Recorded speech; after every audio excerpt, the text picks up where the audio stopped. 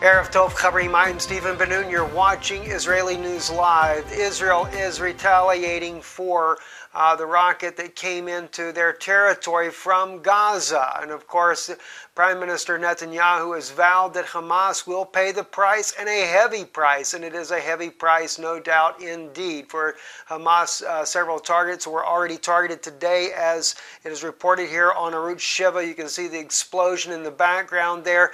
But what people are not aware of is those attacks are continuing to happen even at this hour this evening.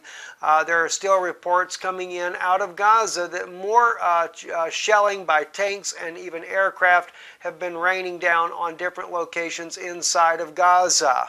I do support Israel's right to defend itself, but sometimes it is very concerning to me when I see the government using such a heavy hand for one rocket. Of course, if life is lost, I certainly understand retaliation, but then again, sometimes it can be too extreme, and that's what concerns me right here.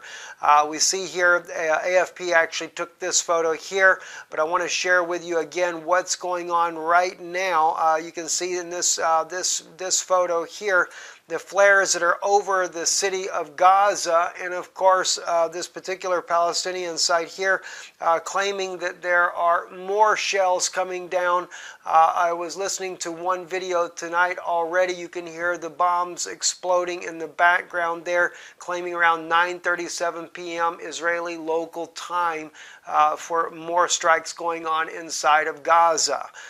Very, very difficult and tense situation there, and just hopefully and pray that this does not spiral out of control where Israel ends up again with another war with Hamas. It is a very dense populated area there, and unfortunately it is the people that suffer for the acts of those that are radical inside of the Gaza Strip there, and it only ends up making it for a very bad situation.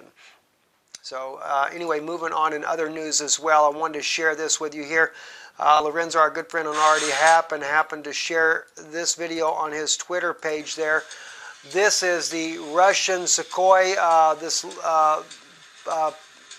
bombers here practicing inside of Russia. They're about 150 kilometers away from the Ukrainian border. Well, that's not very far, about 100 miles away. Just kind of roughly giving you an idea there. They are using their missiles in this video here, and they're test firing.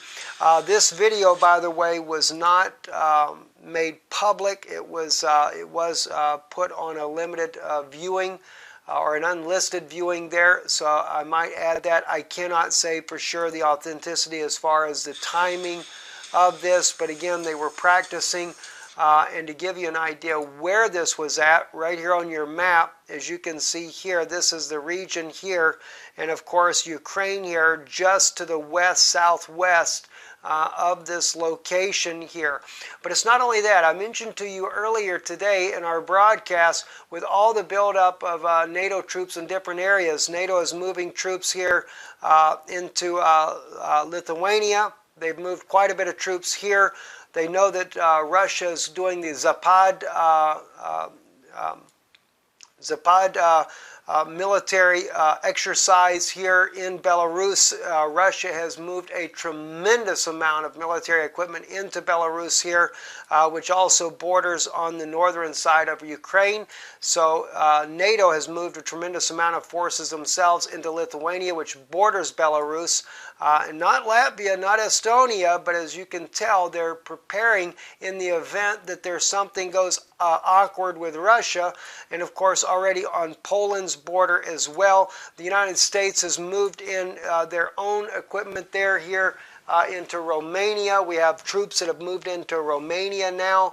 And again, let me just kind of point it out here on the board here for you what we have going on here. We have Lithuania here to the north. We have Russia moving in for the exercise into Belarus, what's called the Zapad 2017 military exercise is supposed to be the largest ever that's been done inside of there. You have Ukraine right here to the south, and of course Kiev would be a direct line of fire if in the event something kind of spirals out of control. Again, over here to the northeast of Ukraine here, directly north, and of course Luhansk sitting south of the area there where they're practicing at.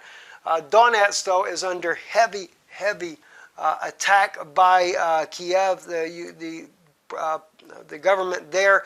And Russia, though, down in Sevastopol, down here near the southern part of Sevastopol, there has been seen right here, Smirpopol, there were seen Russian military equipment headed north, and of course over to the east of Ukraine, there was seen more military equipment that was headed in towards the west, headed towards Ukraine as well. Now, that's not the only thing going on. This is what we're trying to get you guys to kind of get a picture of what we're seeing here happening here. All around these regions with U.S. troops in Romania, Poland, Lithuania, Latvia, Estonia, all around Russia's border there. Also, Russia's got a major exercises going on in the mountains here, just north here of Georgia, with their helicopter units there. And on top of that, Russia is also doing training in other parts of their country as well. And just to kind of give you an idea here where this photo here is coming from, this is from Stavropol, which is, again, north there of Georgia, but also not a long way from Ukraine either. It looks like Russia's trying to cover all their borders, concerned about what's going on. The other day I mentioned to you that Russia had moved in near the border of China. Right here they moved in an entire battalion of nuclear-capable ICBMs. Of course, Mongolia to the right, Kazakhstan to the left.